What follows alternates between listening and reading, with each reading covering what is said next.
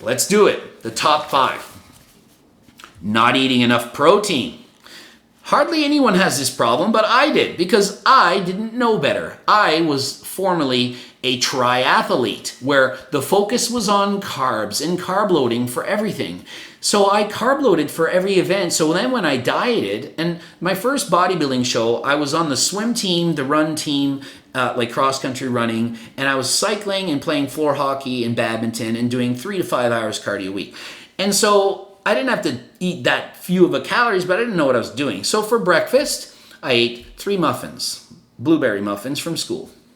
I thought that was a healthy diet. I didn't know. For lunch, I would eat like plain pasta. I eat plain pasta all the time. And then I talked to some like bodybuilders and they're like, so what do you eat? And they're like, what's wrong with you? But I didn't know better. And they're like, you need to get a protein powder. And I'm like, what's that? So I buy this milk and egg protein powder. And they're like, you need to eat tuna. I'm like, I hate fish. So I'm eating plain tuna. Ugh. But at least by then I'd learned I needed some protein, right? 60 grams, that's all I was eating. And I won the show. Think about it. So don't listen to the RDI, the RDA, recommended daily allowance for foods. It basically is for 2 standard deviations from the mean, which is kind of like 97-98% of the population. And it's just the minimum to ward off diseases so you don't like get sick. So 60 grams of protein, it's enough to not die or have some kind of a problem, but it's not enough to grow muscle optimally. So, don't just make the stupid mistakes like that. There's other things like you need to eat fiber, don't cut out food groups, don't be like, I can't eat fruit and vegetables. Like I heard many times, don't eat carrots, there's too much sugar. Too much sugar in a carrot. It's a vegetable. Come on, guys. Can't eat apples on a diet, you're crazy. It's an apple. It keeps doctors away. It keeps me away because I'm a doctor. I'm just kidding, I'm not a doctor. Next, number 4, not hiring a coach. I didn't have a coach. I didn't even think there was a coach. There was coaches. There's a coach. I'm dieting for show. What do you mean coach? How would I know this? I'm in grade 12. So if you don't have a coach and you don't know what you're doing, you're going to make stupid mistakes. Like you're going to think, I can't eat carrots. I can't eat fruit. I can't have carbs. I can't have carbs before bed. I can't eat carbs in the morning. I have to do empty stomach cardio. I have to bulk. You're going to have all these myths that you think, it's going to affect everything, and you just don't know better, so you're guessing at everything. You're leaving gains at the table, and you're going to have to relearn and unlearn what you once thought, and it's just dumb.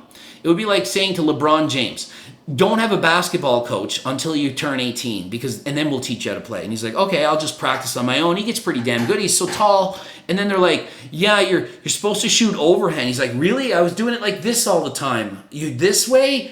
You didn't have a coach, how would he know? Okay, so that's the same thing. Get a coach. Don't eat muffins. Boom. Number 3, I did this so much. Competing too often. I would enter so many shows. Every show I entered, I would do. The problem is when you're natural, you don't hold on to muscle as well when you're shredded. It's easy when you're 10% and 12. People are like, you can't get to 10% natural and have any muscle. Are you an idiot? 10% is not lean. It's lean, but it's not like hard to get to. Natural, come on. It's not 4%. Yeah, if you're down to 5 and 6% or less and you're natural, it's hard to have muscle. But at 10, easy. So easy. I competed all the time at like 7% or maybe a bit less natural, and I kept muscle, built muscle, no problem. But it's different when you're at 4. Yeah, I agree.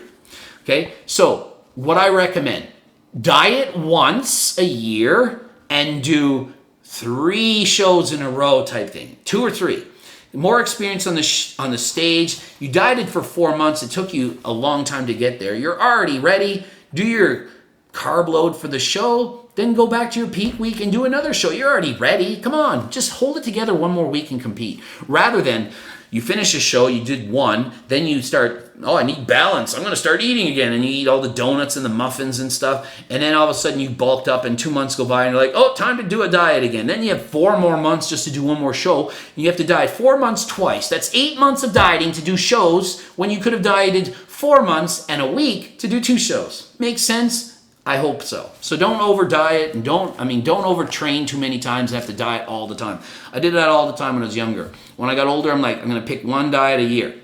And also, don't do shows like 5 or 6 weeks apart. I did that 3 years ago. It's a nightmare. You're shredded, you're like 4%, and then you got like 4 more weeks of dieting to maintain your physique for 4 weeks. That's horrible. You want that show in a week or two. That's it, okay? Empty stomach cardio. 20 some years ago, we used to do it. We didn't know any better. The research wasn't out. We thought you needed it to burn fat. So I'd drive to town, 90 minutes of cardio, drive back and eat. My cardio suffered. I felt hypo. I didn't go hard. I had no energy. If I just ate breakfast and went and did cardio, I could have gone at a way harder pace and burnt way more calories. And in the end, it's a calorie deficit that matters, not if you did it with an empty or full stomach. No. So you want some fuel, some kindling in your stomach or energy to build and promote muscle tissue and give you energy to actually have a decent workout when you're there at the gym, okay? So if you eat something, you have more energy, and then you can go a little bit harder and you're gonna burn even more calories. And the more calories you burn, the more fat you're gonna burn in the end of the day. It's not just during that workout that matters. Next, the number one reason. Thinking you have to eat every 2 hours. You do not need to eat every 2 hours. Here's the main problem with eating 2 hours. It's not that it's a problem, because in the end of the day, it's just how many calories did you eat. This is the main problem. Every time you eat,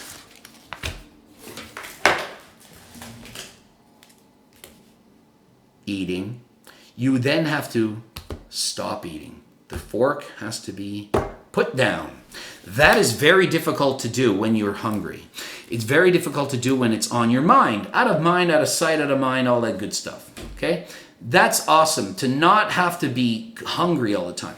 Every time you eat, it stimulates hunger. So you're eating a food, and your body knows you're eating it. It might say it's sugar, whatever. It knows food's coming in, and it wants you to keep eating. Just think of a dog. They start eating, and they could eat like the entire bag of dog food. They don't care. They just see food, and they just keep eating it. It's horrible. So if you start eating 8 meals a day, that's 8 times a day you have to control yourself and use willpower to stop. If you only eat 5 meals a day, which is the maximum number of times that you need to be able to stimulate muscle protein synthesis optimally by eating 20 to 40 grams of protein each time, depending on body weight and size and so forth, and type of protein, then that's all you need, those 5 meals. Any more than that, it's just wasted. It's not that it's bad if you can control yourself, but it's going to require more willpower. We don't want to use willpower. The more often you can diet without willpower, the better, because eventually that willpower will fade and you'll cave. You'll screw up. In other words, keep the junk food out of the house. Keep the peanut butter away. Throw it out. Keep the cereal gone, because once you start eating a cereal, you can eat the whole box. Once you start eating a 2-liter ice cream, you can eat the whole thing. Switch to healthier alternatives. PB2, Greek yogurt ice cream bar. Portion control. Let's say I go bat shitty and I can't stop. I eat the whole box of Greek yogurt ice cream. It's only 600 calories. If I eat the whole box of ice cream, it's 2,000. So just by a simple swap, I'm able to save that much. Plus, it's a lot better portion control, because every time you open a wrapper, you know, okay, I'm eating another one. So if you're allowed to eat 1 and you eat 4 and you're like, oh man, I'm already 4 in, I should probably stop. I don't need that 5th one. But if it's ice cream, just, fuck it. I'm just eating. I don't care. Then the next day you write Coach Greg Doucette and you say, I just slipped. I had 2,000 calories last night, which I think 3 people did last night or something. So it's fresh on my mind. I'm like, oh, well, that sucks. You just got to keep that shit out of the house. Don't have it there. Okay? So avoid overeating and think you have to eat all the time, and stop thinking you need a post-workout drink of protein. You don't. There's no research to back that up either. That's old myths. I used to even think that one. But now with the new research, there's no anabolic window, 30-minute window you have to eat right after the gym. It's not like you did a 3-hour triathlon and you just burn off 2,000 calories. Trust me, working out with weights in the gym is not a caloric, energy-dependent type of activity. In other words, working out with weights doesn't burn a lot of calories, so you don't need to eat this friggin' massive meal after or before. It's just, training with weights is like grocery shopping. It's not that strenuous. It's hard for a minute, and then you sit around and rest. You only do say 20 or 30 sets of 30 seconds or whatever you're doing. It's not going to burn as many calories. It's hard while you're doing it, but it just doesn't burn a lot of calories. Going for a hard walk for an hour and a half burns way more calories. You know, I don't see people scrambling for food after walking the dog. They just don't.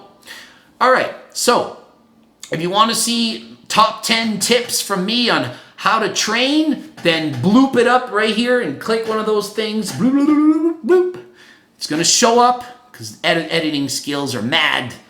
And Coach Greg Doucette, go to my website, gregdoucette.com. Follow me on IG, Greg Doucette, IFBB Pro.